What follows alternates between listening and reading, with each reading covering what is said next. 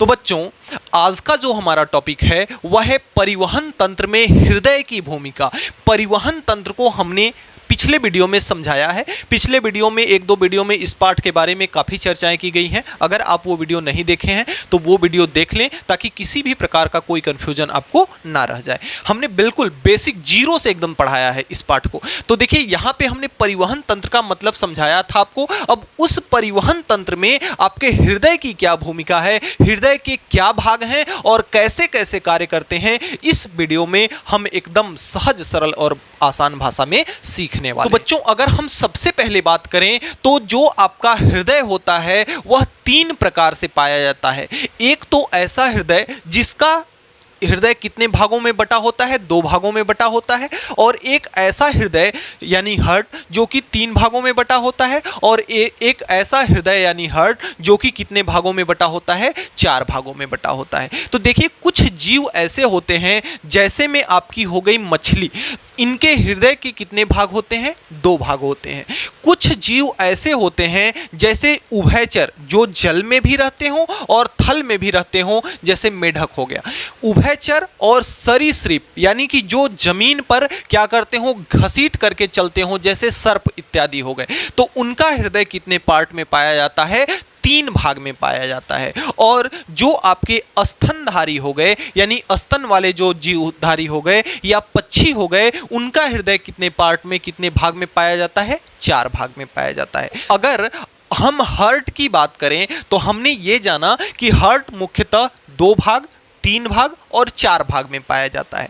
अब देखिए, चाहे दो भाग हो, चाहे तीन भाग हो, चाहे चार भाग हो, उससे मतलब नहीं है। अगर हार्ट का अपर भाग है यानी ऊपर वाला भाग है तो उसे क्या कहेंगे, आलिंद कहेंगे। जैसे इसमें दो भाग है, एक ऊपर वाला भाग और एक नीचे वाला भाग। तो ऊपर वाला भाग हमेशा क्या कहलाएगा, अलिंद कहलाएगा। क्या कहलाएगा, अलिंद कहलाएगा। अर्कल क्या कहलाएगा, अलिंद कहलाएगा या अर्कल। अंग्रेजी में क्या कहते हैं, इसको अर्कल कहते हैं। और नीचे वाला जो भाग होता है, लोअर भाग जो होता है, LOW, लोअर भाग जो होता है वह क्या कहलाता है, आपका निलय कहलाता है। लोअर वाला भाग क्या कहलाता है, निलय कहलाता है। वेंट्रिकल, इसको क्या कहते हैं, वेंट्रिकल। यानी किसी भी हृदय का ऊपरी भाग हमेशा आपका क्या कहलाएगा, अलिंद कहलाएगा और निचला भाग क्या कहलाएगा, निलय कहलाएगा। अब इसमें देखिए, ऊपरी भाग ये दोनों हैं तो ये दोनों ही क्या क्या हैं, आपके अलिंद हैं। और नीचे वाला क्या है, निलय है। नीचे वाला क्या है, निलय है। अब देखिए, इसमें भी दो भाग हैं तो ये दोनों आपके कहलाएंगे अलिंद और ये दोनों क्या कहलाएंगे, आपके निलय कहलाएंगे। अब देखिए, इसमें दो भाग है तो देखिए, एक तो आपका बाएं का भाग हो गया और दूसरा आपका दाएं का भाग हो गया। तो जो आपका बाएं वाला भाग है उसे हम कहेंगे बायां आलिंद और जो आपका दाएं वाला भाग है उसे हम कहेंगे दायां आलिंद। ठीक उसी प्रकार से जो चार भाग में पाया जाता है जिसका हृदय, उसके देखिए बाएं ऊपर से बाएं वाले भाग को बायां आलिंद और ऊपर से दाएं वाले भाग को दायां आलिंद, नीचे से बाएं वाले भाग को बायां निलय और नीचे से दाएं वाले भाग को दायां निलय। तो इस प्रकार से हम हृदय के पार्ट को समझ सकते हैं। दूसरी चीज कि जो निलय होता है, जो आलिंद होता है वह हमेशा क्या काम करता है, रिसीव करने का काम करता है। क्या करता है, रिसीव करने का काम करता है। अर्थात कहने का मतलब किसको रिसीव करेगा, जो भी आएगा। तो हृदय में क्या आता है, हमेशा हृदय में क्या आता है, ब्लड आता है। तो जो भी ब्लड आता है उसके रिसीव करने का काम कौन करता है, अलिंद करता है। और जो आपका वेंट्रिकल होता है, जो आपका निलय होता है, वह क्या करता है, उस ब्लड को पंप करने का कार्य। तो देखिए, ये तो हमारी थोड़ी सी बेसिक्स जानकारी हो गई। अब आइए इसी जानकारी के आधार पर एक हम सुंदर सा हृदय का चित्र बनाते हैं, फिर उसके एक एक पार्ट को और उसके एक एक कार्यविधि को एकदम डीप में जाकर के समझते हैं। तो बच्चों, अगले क्रम में ये रहा हमारा छोटा सा प्यारा सा सुंदर सा हमारे हृदय का चित्र। तो आइए अब हम नेक्स्ट क्रम में इस चित्र के हर एक पार्ट को बारी बारी से समझते हैं। देखिए, यह टॉपिक बहुत ही कॉम्प्लिकेटेड टॉपिक है, इसलिए आप बहुत ही ध्यानपूर्वक हमारी बताई गई बातों पर का अनुसरण करें। तो आपको किसी भी प्रकार का कोई कंफ्यूजन ना हो, उसके लिए सबसे पहले हम हम इसको ले लेते हैं कि अगर हम इसके इधर के पार्ट को देखेंगे तो इसको हम मानेंगे कि यह कौन सा भाग है, राइट साइड है, यानी कि कौन सा भाग है, दायां भाग है। और अगर हम इसके इधर के पार्ट को के बारे में अगर हम बात करेंगे तो इसको हम मान लेंगे क्या है आपका, यह आपका है बायां पक्ष, यह क्या है, बायां साइड है। अब देखिए हमने आपको बताया था कि हृदय के ऊपरी हिस्सा को कहते हैं हम आलिंद और हृदय के निचले हिस्सा को कहते हैं निलय। तो अगर हम इस भाग की बात करें तो किस साइड का हिस्सा है, बायां, और ऊपरी हिस्सा है तो ऊपरी हिस्सा को तो हम कहते हैं क्या, अलिंद कहते हैं। हम क्या कहते हैं, अलिंद कहते हैं। और चूंकि बाएं साइड का है इसलिए यह कौन सा अलिंद हो जाएगा, आपका बायां आलिंद हो जाएगा। कौन सा अलिंद हो जाएगा, बायां आलिंद हो जाएगा। अब देखिए निचला भाग, यह क्या है, इस हृदय का निचला भाग है। तो निचले भाग को हम क्या कहते हैं, निचले भाग को कहते हैं हम निलय कहते हैं। निचले भाग को क्या कहते हैं, निलय कहते हैं। और चूंकि यह बाएं साइड का है इसलिए यह आपका हो जाएगा बायां निलय। यह आपका क्या हो जाएगा, बायां निलय। ठीक उसी प्रकार से हम यहाँ आते हैं तो ये आपका हो जाएगा अलिंद है। यह क्या है, अलिंद है। और किस साइड का भाग है, यह आपके दाएं साइड का भाग है इसलिए यह आपका हो जाएगा दायां आलिंद। और यह इसका निचला भाग है और निचले भाग को हम क्या कहते हैं, निलय कहते हैं। तो यह क्या हो जाएगा, निलय हो जाएगा। और यह किस साइड का भाग है, दाएं साइड का है तो ये आपका हो जाएगा दायां निलय। यह आपका क्या हो जाएगा, दायां निलय। तो डियर स्टूडेंट्स, हम लोग जानते हैं कि जो हमारा हृदय होता है उस हृदय की एक विशेषता होती है। वह विशेषता क्या होती है कि हृदय का जो निचला हिस्सा होता है, यानी कि हृदय का जो निलय होता है, हृदय का जो निलय होता है वह क्या करता है, पंपिंग करता है, यानी कि फैलता है और सिकुड़ता है। जैसे ही हम सांस लेते हैं, हमारे सांस लेने पर हमारे हृदय का जो निचला हिस्सा अर्थात जो निलय है वह क्या करता है, पंपिंग करता है, अर्थात फैलता है और सिकुड़ता है। अब इसके फैलने और सिकुड़ने से होगा क्या कि यह जब फैलता है, जब हमारे निलय, हमारे हृदय का जब निलय फैलता है तो जो रक्त है हमारे शरीर का वह रक्त कहाँ आता है, हृदय में आता है, हृदय के अंदर आता है। और जब हृदय क्या करता है, पंपिंग करता है, हृदय जब सिकुड़ता है, जब दबाता है तो हमारा रक्त जो है इस हृदय से कहाँ जाता है, हमारे बॉडी के अंदर जाता है, हमारे शरीर में जाता है। यानी कि जब यह फैलेगा तो इसमें रक्त भरेगा और जब यह सिकुड़ेगा तो इसमें रक्त क्या करेगा, बाहर जाएगा। तो अब इसमें होता क्या है कि जब देखिए निलय, और हमेशा यह बात जो इसकी जो खासियत है फैलने और सिकुड़ने वाली, यह केवल किस में दिखाई देती है, केवल व केवल निलय के अंदर होती है। यानी कि जो आपका अलिंद है, चाहे बायां अलिंद हो चाहे दायां अलिंद हो, अलिंद का काम फैलना या सिकुड़ना नहीं होता है। अलिंद जो है केवल यह रिसीव करने का काम करता है, ब्लड को केवल रिसीव करता है, शुद्ध रक्त को रिसीव करता है, अशुद्ध रक्त को रिसीव करता है। यानी कि जो अलिंद है आपका केवल व केवल उसका काम है रिसीव करना, और जो निलय है उसका काम क्या है, पंपिंग करना। तो जो निलय की खास बात है वह क्या है कि यह हृदय के अंदर पंपिंग करता है। तो जब हमारा हृदय, जब हमारे हृदय का निचला हिस्सा अर्थात निलय जब क्या होगा, फैलेगा तो इसमें रक्त आके क्या होगा, भरेगा। अब जब फैलेगा तो इसमें दो कंडीशन है कि रक्त सबसे पहले बाएं आलिंद में आए या दाएं आलिंद में आए। तो देखिए हम जानते हैं कि जब हम किसी भी कॉपी पर या कहीं भी लिखते हैं तो कहाँ चलते हैं, बाएं से दाएं चलते हैं। कहाँ चलते हैं, बाएं से दाएं, यानी हमेशा कहाँ जाते हैं, दाएं ओर जाते हैं। हम कहाँ जाते हैं, दाईं ओर जाते हैं। अब देखिए दाईं ओर जाने से यहाँ क्या है कि जब हमारा रक्त हमारे शरीर में चला जाएगा और शरीर में जाकर के क्या हो जाएगा, अशुद्ध हो जाएगा, तो वह हमेशा किधर जाने का प्रयास करेगा, दाएं। जैसे हम लिखते हुए बाएं से दाएं जाते हैं, ठीक उसी प्रकार से हमारा रक्त किधर जाएगा, दाएं जाएगा। तो दाएं जब जाएगा तो किधर से आएगा, दाएं हिस्से से आएगा। किस हिस्से से आएगा, इसके दाएं भाग से आएगा। और जब दाएं भाग से आ रहा है तो दाएं भाग में कौन सा रक्त है, अशुद्ध रक्त। यह पूरे शरीर से आ रहा है। यह कहां से आ रहा है, शरीर से, यानी कि टू बॉडी।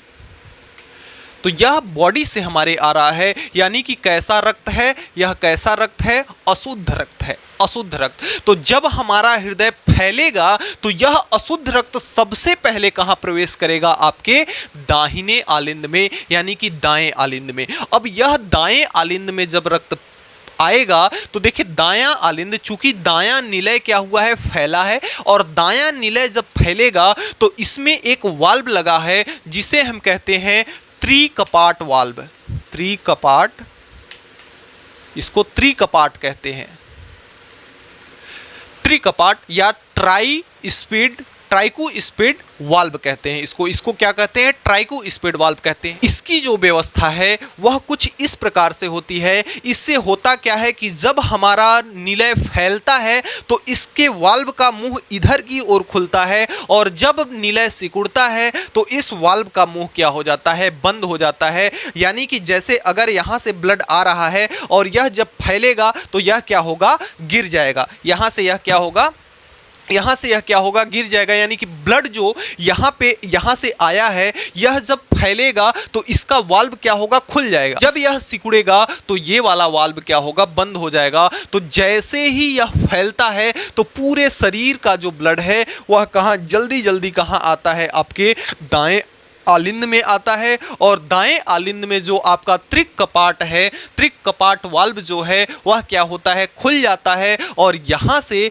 यह रक्त कहां प्रवेश कर जाता है, यह रक्त प्रवेश कर जाता है हमारे दाएं निलय में। कहां प्रवेश कर जाता है, दाएं निलय में। अब दायां निलय जब पंपिंग करता है, यानी कि जब सिकुड़ता है, तो यह रक्त कहां जाएगा। देखिए यहां पर एक वाल्व यहां भी लगा हुआ है, और चूंकि जब यह सिकुड़ेगा, हमने आपको बताया कि जब निलय सिकुड़ता है तो यह वाल्व क्या हो जाता है, बंद हो जाता है। तो चूंकि जब निलय यहां सिकुड़ रहा है तो यह वाल्व तो बंद हो गया। अब इसमें जो ब्लड आया है वह जाएगा कहां, तब वह ब्लड कहां जाएगा, इधर से होता हुआ। चूंकि अब इसके लिए यह रास्ता बंद है तो यह कहां जाएगा, इस रास्ते से जाएगा, और इस रास्ते में एक वाल्व यहां पे लगा है। अब इस वाल्व की भी वही खासियत होती है कि जब यह निलय जो है आपका सिकुड़ेगा तो इस वाल्व का मुंह खुल जाएगा, और जब यह क्या होगा, फैलेगा, तो इसका मुंह क्या हो जाएगा, बंद हो जाएगा। तो चूंकि अभी निलय क्या हो रहा है, सिकुड़ रहा है,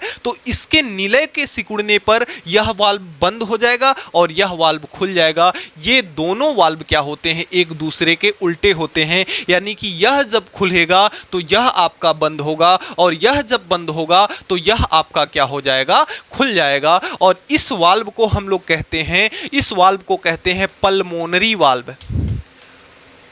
पल्मोनरी वाल्व, इस वाल्व को क्या कहते हैं, पल्मोनरी वाल्व या फुफ्फुस वाल्व कहते हैं, फुफ्फुस वाल्व। तो जब हमारा दायां निलय संकुचित होगा, सिकुड़ेगा, तो इस यह फुफ्फुस वाल्व क्या होगा, खुल जाएगा, पल्मोनरी वाल्व खुल जाएगा, और यहां से ब्लड होता हुआ कहां चला जाएगा, बाहर चला जाएगा। हमारे हृदय से क्या होगा, बाहर चला जाएगा। अब इधर जब बाहर जाएगा तो यह जो आपकी ये मोटी सी पाइप दिख रही है, इस पाइप को हम लोग कहते हैं पल्मोनरी धमनी। इसको हम लोग कहते हैं पल्मोनरी धमनी। हमने देखिए धमनी और सिरा में जब अंतर पढ़ रहा था तो हमने एक आपको अपवाद बताया था कि पल्मोनरी धमनी एक ऐसी धमनी है जो कि कैसे रक्त का प्रवाह कराती है, अशुद्ध रक्त का। तो चूंकि जितनी भी धमनियां हैं सारी धमनी कैसी रक्त का प्रवाह कराती हैं, शुद्ध, लेकिन एक पल्मोनरी धमनी है जो कि कैसी रक्त का प्रवाह कराती है, अशुद्ध। तो यहां से जो हमारा रक्त आया है पूरे शरीर से, बॉडी से, वह कैसा रक्त है, अशुद्ध रक्त है। अब यह जब पंपिंग किया तो इस पल्मोनरी धमनी से जो हमारा अशुद्ध रक्त है वह कहां चला गया, वह चला गया लंग्स में। कहां चला गया, लंग्स में, यानी कि फेफड़े में। अब फेफड़े में क्या किया जाता है, जैसे हम सांस लेते हैं, चूंकि अशुद्ध रक्त है, यानी यह कार्बन डाइऑक्साइड मुक्त युक्त है, यानी कार्बन डाइऑक्साइड इसमें मिला हुआ है। तो जैसे ही फेफड़े में जाता है, लंग्स में जाता है, तो जो हम सांस लेते हैं, अपनी सांस की सहायता से क्या ग्रहण करते हैं? O2 ऑक्सीजन ग्रहण करते हैं। अब उस ऑक्सीजन को फेफड़ा हमारा क्या करता है? ब्लड में क्या करता है? उसको मिला देता है। इस अशुद्ध रक्त में उस ऑक्सीजन की मात्रा को मिला देने पर रक्त कैसा हो जाता है? शुद्ध हो जाता है। रक्त कैसा हो जाता है? शुद्ध हो जाता है। और यह लंग्स में शुद्ध होकर के रक्त, लंग्स में जो रक्त हमारा शुद्ध है, वह रक्त शुद्ध होकर के कहाँ आता है आपका? कहाँ आता है आपका? इन सिराओं में आता है। और यह आपका है फुफ्फुस सिरा या पल्मोनरी सिरा। पल्मोनरी सिरा, देखिए पल्मोनरी सिरा, पल्मोनरी का हिंदी जो होता है वह होता है फुफ्फुस और अंग्रेजी शब्द उसका है पल्मोनरी। तो देखिए यह आपका है पल्मोनरी सिरा। यहाँ भी हमने अपवाद में पढ़ा था कि पल्मोनरी सिरा एक ऐसा सिरा है जो कि क्या करता है? शुद्ध रक्त का प्रवाह कराता है। बाकी सारे सिरा कैसे रक्त का प्रवाह कराते हैं? अशुद्ध। तो यहाँ लंग्स में ब्लड जो शुद्ध हो जाता है, यह अशुद्ध रक्त लंग्स में शुद्ध होकर के कहाँ आता है? पल्मोनरी सिरा में। और पल्मोनरी सिरा से होता हुआ कहाँ आ जाता है? आपके कहाँ आया? बाएं आलिंद में। तो जो हमारा बाएं आलिंद में रक्त आया वह अब कैसा रक्त है? वह शुद्ध रक्त है। कैसा रक्त है? शुद्ध रक्त है, क्योंकि लंग्स ने इसमें क्या मिला दिया? O2 मिला दिया, ऑक्सीजन मिला दिया। तो ऑक्सीजन मिलाने के पश्चात जो पल्मोनरी सिरा से यह ब्लड आ रहा है, अब वह कैसा ब्लड है? शुद्ध ब्लड है। तो चूंकि आलिंद तो केवल क्या करता है? रिसीव करता है। तो आलिंद ने क्या किया? रिसीव कर लिया। हमारा जो बायां निलय है वह क्या करेगा? फैलेगा। और जब बायां निलय यहां से फैलेगा, तो जब बायां निलय फैलेगा तो यहां पर एक वाल्व लगा है जिसे हम कहते हैं द्विकपाट। द्विकपाट द्वार या बाइकोस्पेड वाल्व। अब यह जो बाइकोस्पेड वाल्व है, यह क्या कार्य करता है कि जब बायां निलय फैलता है तो इस वाल्व का मुंह खुल जाता है। और एक यहां पे है माइट्राइल्स वाल्व।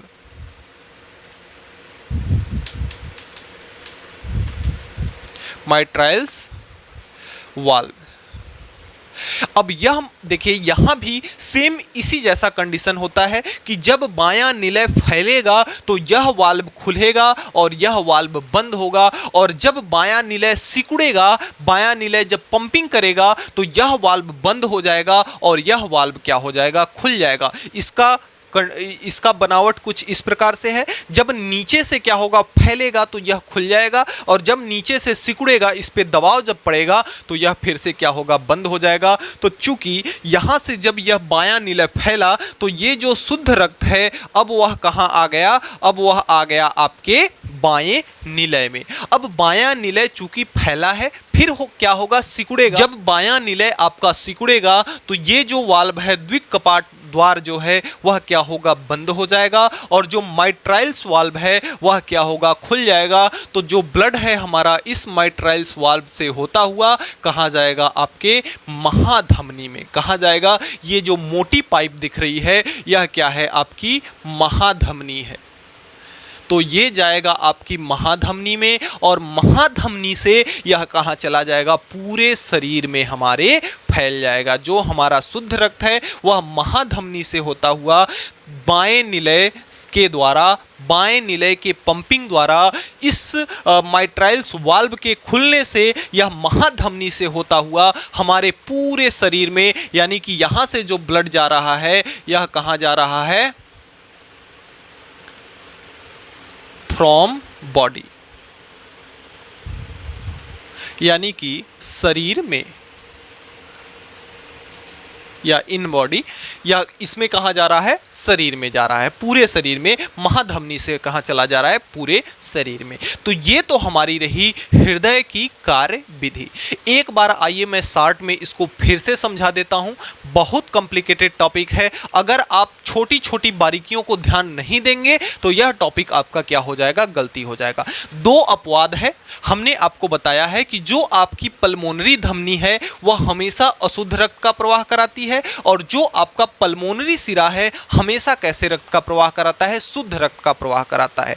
और देखिए कभी भी हम कहाँ चलते हैं, बाएं से दाएं की ओर चलते हैं, तो ब्लड भी कहाँ जाएगा, दाएं की ओर जाएगा। शरीर से होता हुआ कहाँ जाएगा, दाएं की ओर। यानी कि जो हमारा शरीर में जो ब्लड जाएगा वह कैसा हो जाएगा, अशुद्ध। शरीर से जब आएगा तो कैसा ब्लड आएगा, अशुद्ध आएगा। तो जो हमारे बॉडी से है कहाँ आता है, दाएं भाग में, और दाएं भाग में रिसीव करने का काम कौन करता है, दायां आलिंद। और दायां आलिंद जब ब्लड को क्या कर लेता है, रिसीव कर लेता है, तो बायां आलिंद जब फैलता है तो इसमें एक ऐसा द्वार लगा है कि जब दायां आलिंद फैलेगा तो वाल्व आपका खुलेगा, और जब दायां आलिंद सिकुड़ेगा तो वाल्व आपका बंद होगा। तो जब यह फैलेगा तो यह वाल्व खुल जाता है, और जितना अशुद्ध रक्त है सारा कहाँ आ जाता है, आपके दाएं निलय में। और जब यह सिकुड़ेगा तो यह वाल्व बंद हो जाता है, और ये जो पल्मोनरी वाल्व है यह क्या हो जाता है, खुल जाता है। पल्मोनरी वाल्व खुलने के कारण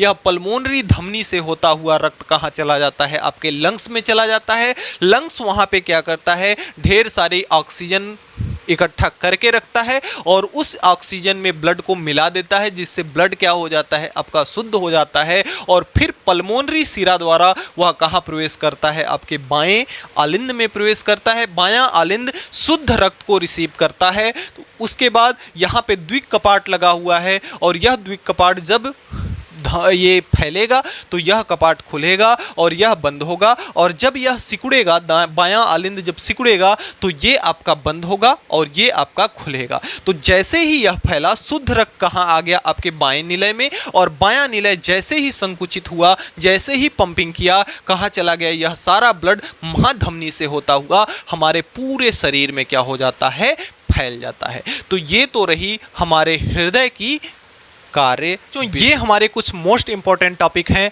हृदय से संबंधित। आइए एक एक टॉपिक को हम पढ़ते हैं और समझते हैं। सबसे पहला है कि जो हृदय है सबसे सुदृढ़ मांसपेशियों से बना एक क्या है, पंप है। एक क्या है, पंप है, जो कि फैलता है और सिकुड़ता है, यानी पंपिंग करता है, और सबसे सुदृढ़ मांसपेशियों से बना हुआ एक पंप है। इसका साइज एक मुट्ठी के बराबर होता है। कितना होता है, एक मुट्ठी के बराबर इसका साइज होता है, और दिन भर में 700 लीटर रक्त का यह क्या करता है, पंप कर देता है। यानी कि पूरे दिन भर में 24 घंटे में जो हमारा हृदय है 700 लीटर रक्त का क्या करता है, पंप कर देता है, जिसमें से 4.7 से 5.5 लीटर, यानी 4.7 से 5.5 लीटर तक ब्लड जो है दिन भर में लगभग 1500 बार।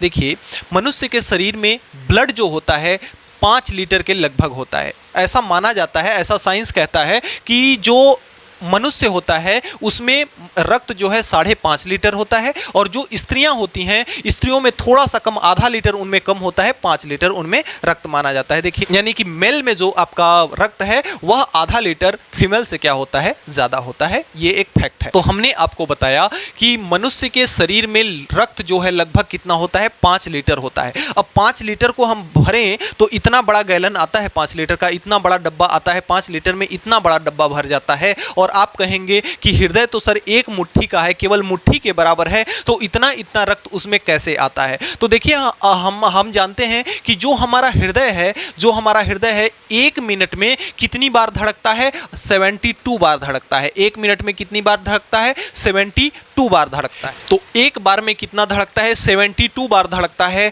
और एक बार में उस हृदय में कितना, 70 ml, एक बार में 70 ml उसमें ब्लड आता है। यानी कि एक बार हृदय फैलेगा, यानी हृदय के अंदर 70 ml ब्लड क्या होगा, आपका उसमें आ सकता है। और 1 मिनट में कितनी बार धड़कता है, 72 बार। जब इनका मल्टीप्लाई कर देंगे तो आपका कितना आ जाएगा, 494, यानी कि लगभग 5000 ml के आसपास आ जाएगा। और 5000 ml में कितना होगा, 5 लीटर होगा। यानी 1 मिनट में जो आपका ब्लड है, जो आपका हृदय है, वह 5 लीटर खून को क्या कर देता है, 5 लीटर खूनों का आदान प्रदान, उसका पंपिंग कर देता है। अगले क्रम में पढ़िए कि इसके कितने प्रकोष्ठ होते हैं, 4 प्रकोष्ठ। जैसा कि हमने जाना कि बायां आलिंद बायां निलय, दायां आलिंद दायां निलय। अगली बात कि बाएं भाग का संपर्क दाएं भाग से नहीं होता। देखिए जो हमने अभी चित्र बनाया था उसमें बीचों बीच एक मोटी सी क्या थी, मोटा सा एक बॉर्डर था,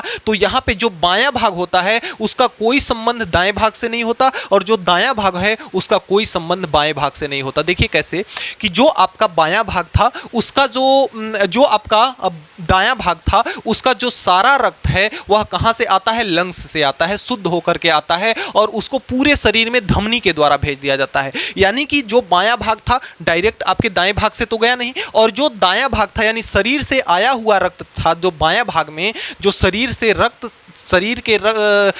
से जो आया हुआ रक्त था वह कहां आया? पंपिंग के पश्चात वह कहां चला गया? आपके लंग्स में चला गया। तो यानी कि सीधा सीधा संबंध इससे नहीं होता। बीच की जो दीवार होती है उसको हम विभाजिका कहते हैं।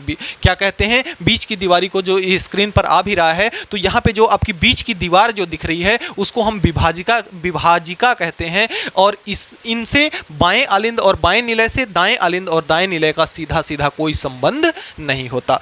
अगले क्रम में बायां आलिंद, बायां निलय और दायां आलिंद व दायां निलय के मध्य वाल्व होते हैं ताकि रक्त का प्रवाह उल्टा ना हो सके। वाल्व हमने बताया कि वाल्व इस प्रकार से खुलते हैं ताकि उसमें से रक्त जिधर से आ रहा है उसमें ना जा सके, यानी कि रक्त का प्रवाह उल्टा ना हो, जिसके लिए क्या लगे होते हैं? वाल्व लगे होते हैं। दाएं भाग में ऑक्सीजन रहित, जो दायां भाग हमने पढ़ा उसमें ऑक्सीजन रहित यानी कि अशुद्ध रक्त, दाएं भाग में कौन सा रक्त? अशुद्ध रक्त। और जो बायां भाग था आपका उसमें क्या बहता है? हमेशा O2 युक्त यानी कि शुद्ध रक्त रहता है। अब देखिए संकुचन यानी कि पंपिंग केवल निचले भाग यानी कि निलय में होता है, जैसा कि हमने बताया। अब देखिए और आलिंद ब्लड को क्या करता है? रिसीव करने का कार्य करता है, तथा निलय उसको क्या करता है? पंप करता है। निलय हमेशा पंप करता है, आलिंद उसको क्या करता है? रिसीव करता है। वाल्व बंद होने व खुलने की पर आवाज आती है। जब वाल्व, देखिए डॉक्टर जब आला लगाता है ना, आला लगाता है तो ये देखता है कि दिन आपका 1 मिनट में वाल्व लगभग कितनी बार खुल रहा है और बंद हो रहा है। और जब वाल्व खुलता बंद होता है तो उसमें लब डब की आवाज आती है।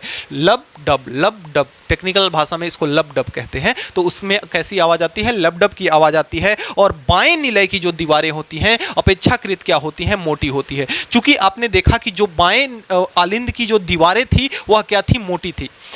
अमेजिंग कीजिए, बहुत लॉजिकली बात है कि बाएं निलय जब पंपिंग करता है तो उसका ब्लड पूरे शरीर में जाता है। बायां निलय जब पंपिंग करता है तो महाधमनी से होता हुआ रक्त क्या करता है? पूरे शरीर में जाता है। यानी बायां निलय का जो पंपिंग है बहुत हार्ड होता होगा, इसलिए यहाँ की दीवारें क्या होती हैं? मोटी होती हैं, क्योंकि उसको पूरे शरीर में खून पहुंचाना है। और जो दायां भाग आपका था, दाएं भाग की दीवारें अपेक्षाकृत कम मोटी थी, यानी कि दाएं भाग से खून कहां जाना है? लंग्स में जाना है, और लंग्स वहीं कहीं पास में होता है, तो उसको उतना ज़्यादा ये प्रेशर नहीं रहता है, तो इसलिए उसकी दीवारें क्या होती हैं? अपेक्षाकृत पतली होती हैं। उसकी दीवारें अपेक्षाकृत क्या होती हैं? पतली होती हैं। और देखिए जो आपका हृदय का बाहरी आवरण होता है उसमें 3 परतें होती हैं। जैसे जो आप पराठा खाते हैं ना, उसमें कई परत होती है, ठीक उसी प्रकार से जैसे अगर हम ये शर्ट पहने हैं तो शर्ट के अंदर हम गंजी भी पहनते हैं, यानी कि यहाँ पे हमारी 2 परत है। ठीक उसी प्रकार से जो हृदय का बाहरी बनावट है उसमें कुल कितनी परतें होती हैं?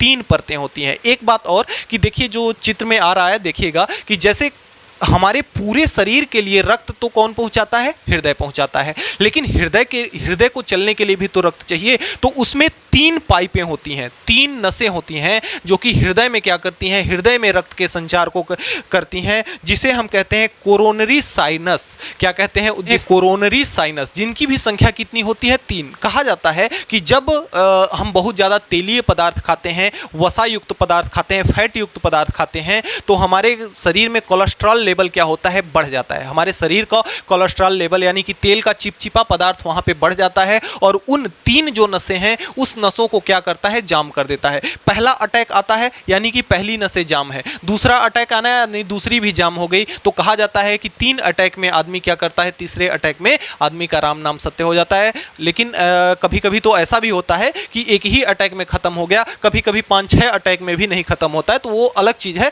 लेकिन 3 अटैक का मतलब यह हुआ कि एक नस पहले जाम, दूसरी नस भी जाम, तीसरी नस भी जाम, और जहां तीसरी नस भी जाम तहां राम नाम सत्य। तो इस प्रकार से अटैक हमारा आता है। अब छोटा सा टॉपिक इसका और रह गया है, आइए थोड़े से हम उसको और भी डिस्कस कर लें, फिर हम वीडियो को तो बच्चों हमारा जो नेक्स्ट टॉपिक है, देखिए हमने आपको बताया था महाधमनी, धमनी, छोटी सिरा, इसके बारे में हमने समझा दिया था। तो जो हार्ट है, हार्ट से ब्लड कहाँ जाता है? महाधमनी, महाधमनी से महासिरा और महासिरा से छोटी धमनी। छोटी धमनी के बाद रक्त कहाँ जाता है? केशिका में। तो जहाँ पे केशिका में शुद्ध और अशुद्ध दोनों रक्त पाया जाता है, तो केशिका से फिर छोटा सिरा में, छोटा सिरा से सिरा में, सिरा से फिर महासिरा में, महासिरा से फिर से कहाँ चला जाता है? हार्ट में। दूसरी चीज कि जो ब्लड का, आपके जो ब्लड का पीएच होता है वह कितना होता है? 7.3 से 7.4 के बीच में होता है, यानी या तो 7.3 या 7.4। कहने का मतलब देखिए 7.3 पीएच का मतलब 7 से अधिक है, यानी जो आपका ब्लड है वह क्षारीय होता है, अम्लीय नहीं होता। तो ब्लड कैसा होता है? आपका क्षारीय होता है। दूसरा चीज कि ब्लड का अध्ययन, ब्लड के बारे में अध्ययन हम जिस विज्ञान की शाखा में करते हैं उसे हम क्या कहते हैं? सोरोलॉजी कहते हैं। उसे हम क्या कहते हैं? सोरोलॉजी कहते हैं। अब देखिए ब्लड के वर्गीकरण का थोड़ा सा एक छोटा सा और टॉपिक रह गया है, आइए देख लेते हैं। तो जो हमारा अगला टॉपिक है वह है ब्लड। ब्लड में देखिए क्या क्या होता है? दो चीजों का मिश्रण होता है। पहला तो होता है प्लाज्मा, पहला क्या होता है? प्लाज्मा, इसको हम कहते हैं प्लाज्मा। जो ब्लड है, ब्लड के अंदर जो प्लाज्मा होता है वह कितना होता है? 60% होता है। ब्लड के अंदर जो प्लाज्मा होता है वह 60% होता है। दूसरा होता है कार्पल्स, जिसकी हिंदी होती है रुधिराणु। रुधिराणु पहला अगर 60 है तो दूसरा कितना होगा? 40। जैसे 40%। जैसे अगर हमने शरबत बनाया तो शरबत बनाने में हमारा दो पार्ट होता है, एक तो आपका उसका लिक्विड भाग होता है और दूसरा उसका ठोस भाग। जैसे शरबत के लिए दो चीज़ें चाहिए होती है, चीनी और पानी। तो पानी उसका लिक्विड हो गया और चीनी उसका क्या हो गया? सॉलिड भाग हो गया। उसी प्रकार से आपका ब्लड भी है, जिसमें से प्लाज्मा आपका कौन सा भाग हो गया? लिक्विड हो गया। प्लाज्मा आपका कौन सा भाग हो गया? लिक्विड भाग हो गया। और जो आपका रुधिराणु है, रुधिराणु आपका कौन सा हो गया? सॉलिड भाग हो गया। यह कौन सा भाग होगा? सॉलिड भाग हो गया। तो रुधिराणु आपका क्या है? सॉलिड भाग है। अब देखिए इसमें से प्लाज्मा में जो है ये चूंकि कैसा भाग है? लिक्विड भाग है, इसलिए इसमें जो जल की मात्रा होती है वह 90% होती है, जल की मात्रा। अब देखिए पूरे ब्लड में 90% नहीं होती, पूरे ब्लड में आपका 60% होता है प्लाज्मा, जिसमें से प्लाज्मा का 90% भाग क्या होता है? जल होता है। प्लाज्मा का 90% भाग क्या होता है? जल होता है। और रुधिराणु के तीन पार्ट होते हैं। रुधिराणु के कितने पार्ट हैं? 3 पार्ट होते हैं। इसमें 3 चीज पाया जाता है। एक तो आपका पाया जाता है WBC, और दूसरा पाया जाता है RBC, और तीसरा पाया जाता है प्लेटलेट्स। 3 चीजें इसमें पाया जाता है, WBC, RBC और प्लेटलेट्स, जिसमें से WBC की जो संख्या होती है 10,000 होती है। K का मतलब 1000, यानी कि WBC की संख्या कितनी होती है? 10,000। यानी एक स्वस्थ मनुष्य में WBC की संख्या, यानी उसके रुधिर में WBC की संख्या क्या होती है? 10 के होती है। और WBC क्या है? सॉलिड भाग है, ब्लड का सॉलिड भाग यानी रुधिराणु का है। रुधिराणु में 10 लाख क्या होता है? WBC होता है, 10,000 आपका WBC होता है, और 50 लाख होता है आपका RBC। RBC की संख्या कितनी होती है? 50 लाख, यानी कि 5 मिलियन। 50 लाख संख्या होती है किसकी? RBC की। और लगभग 2 लाख संख्या होती है किसकी? आपके प्लेटलेट्स की। 2 लाख संख्या किसकी होती है? आपके प्लेटलेट्स की होती है। तो देखिए एक चीज और कि जब डॉक्टर आपके ब्लड के सैंपल को लेता है चेक करने के लिए, तो उसमें देखिए वह बहुत गाढ़े आपके ब्लड को टेस्ट कर नहीं पाएगा। तो इसमें एक होता है आपका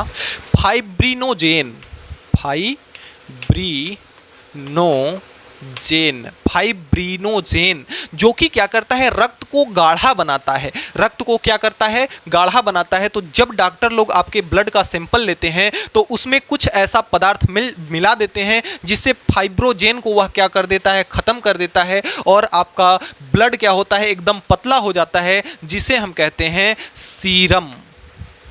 जिसे हम क्या कहते हैं? सीरम कहते हैं। तो इस प्रकार से हम ब्लड के संपूर्ण पार्ट को समझ सकते हैं। तो प्यारे बच्चों, हमने हृदय और ब्लड को एकदम देसी तरीके से आपको समझाने का प्रयास किया है। तो उम्मीद करता हूं कि आज के वीडियो में हमने जो भी पढ़ा आपको अच्छे से समझ में आया होगा। फिर भी किसी भी प्रकार का अगर कोई डाउट है तो आप नीचे कमेंट बॉक्स में कमेंट करके हमें जरूर बताएंगे, आपकी प्रॉब्लम को सॉल्व किया जाएगा। मैं हर एक बच्चे का एक एक कमेंट पढ़ता हूं और उनका रिप्लाई करता हूं। तो प्यारे बच्चों, मिलते हैं नेक्स्ट वीडियो में नेक्स्ट टॉपिक के साथ नेक्स्ट डे। तब तक के लिए गुड बाय।